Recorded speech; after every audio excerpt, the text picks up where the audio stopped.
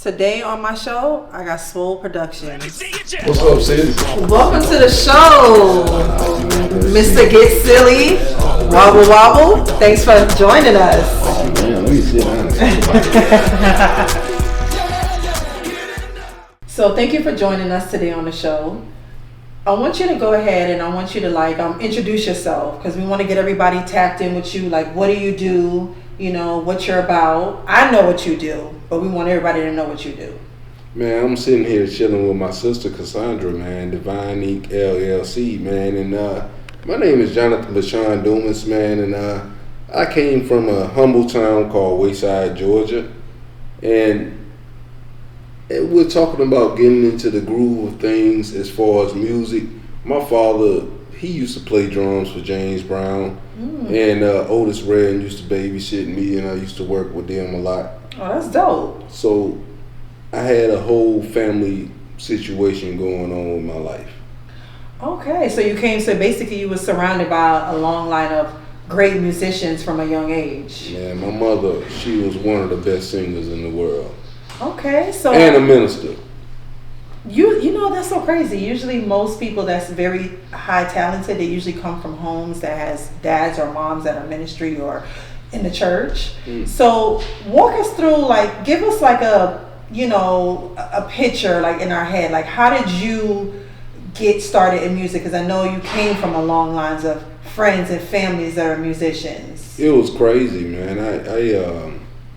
I really dropped out of high school, went on tour with 50 Cent, and I had one of the, I guess you would say, blessed lives in the world. So wait, hold on. So wait. Let's stop right there. So when you decided to get into the music career, what age was that? Before we go to the 50 Cents, let's back up a little bit because that was pretty big. And I was like 17. Okay, so you were 17 and you was able to. So you were 17 when you realized that you wanted to get into the music career. Yeah. So did you start off like rapping, or did you go straight into producing? No, actually, I had a 4-track tape recorder. It was called a Tascam, and it was a 4-track reel to reel. And me and my family, we just used to sit in. We had a trailer because when I was raised, the KKK burned my house down. Okay. And so we had to realign ourselves. Right. And find something better to do. Find something like to basically indulge in because of those times. Yeah. So music was your niche at that time to like keep you grounded. I didn't know anything else. Okay. All right. So and at what age was this that you... Well, when I started making tracks, it was about 7 years old. Okay. I had one of those rolling digital recorders. My cousin gave me one. Okay. And my brother also taught me the ins and outs of the music business too. So he gave me one of those, and we just started trying to make some tracks. Okay, so back in those times when you started doing that, was you at that time making tracks like rapping or singing? Because I know you didn't just jump right into producing as a career. Yeah, that's funny, man. I had a song called Jump, Jump, Jump, Jump. I wasn't crisscross. Right. But I did have one song like that. And we were inspired by hearing everything that was going on in the music business at the same time. So I really just took it into myself to make sure that I did everything that I did in the music business too. Okay. I mean, we were broke. You know what I'm saying? I came from nothing. You know, I'm from Wayside, Georgia. Otis Redding lived up the street. Okay. That's still pretty dope. I wish I was able to meet Otis Redding because he was a really good musician. So, man, shout out and kudos to that. Yeah. And I mean, we just loved what we did. Right. Okay. And with that being said, it's a difference between the music and the music business. Okay. So I was raised off the music.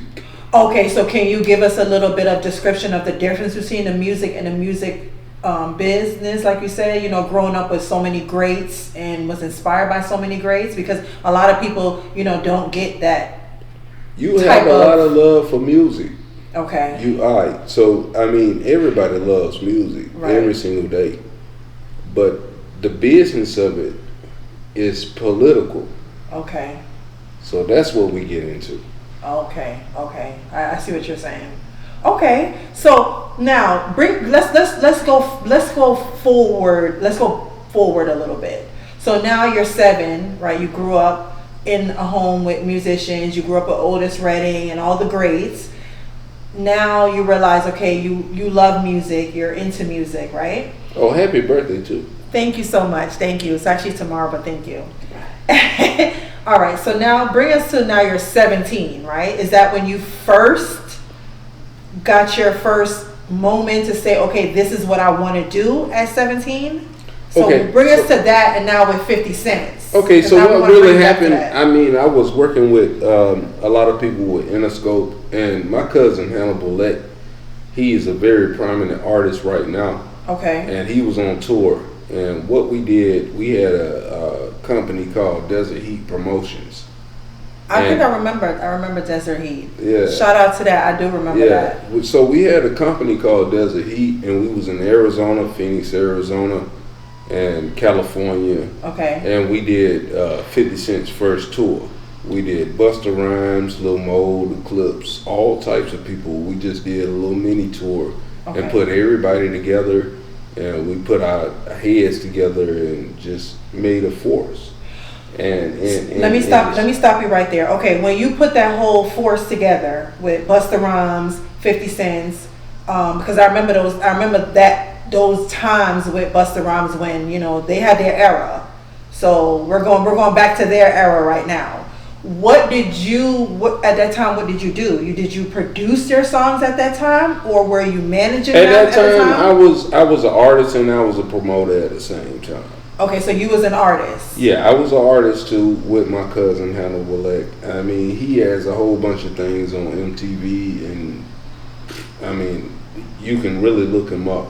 Okay. But at that time, I was just trying to find myself. Okay, so you were just trying to find your place in the music career. Yeah. In the music biz, like you said, the difference between the music and the music business. So you were just trying to find your place. As a businessman. As a businessman. Okay, I got you. As a young entrepreneur. Okay, I got you. So, okay, at 17, that's pretty dope. At 17 to have so many like big artists under your belt. You know, Busta Rhymes, 50 Cent. So at these times, were they just coming out, Well, I mean, how did that come about? No, we really just was doing marketing and promotions for shows and everything. We did celebrity theater in Arizona, Phoenix, Arizona, and everything.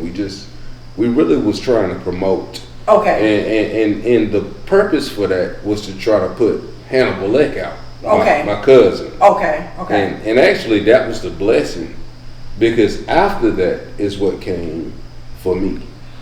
Okay, so shout out to that. So now bring us to that when after that came you, because now we want to focus on you and how you got to, 12-time multi-platinum producer, Get Silly, the Wobble.